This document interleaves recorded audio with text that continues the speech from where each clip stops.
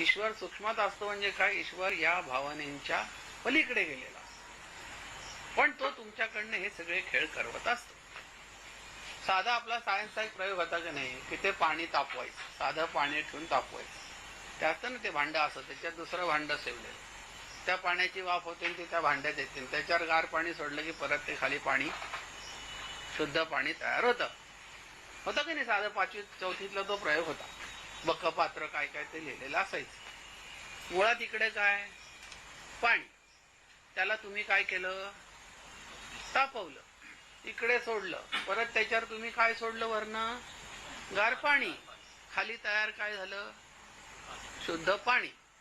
म्हणजे तुमचं जे मूळ स्वरूप आहे ते तिथंच आहे, त्याच्यावर ह्या ज्या काही सगळ्या गोष्टी चालू आहेत त्याच्यातून तुम्हाला बाहेर पडण्यासाठी सद्गुरूंनीच म्हणा, ईश्वरानेच म्हणा, हे सर्व कर्म तुम्हाला करायला लावलेलं आहे.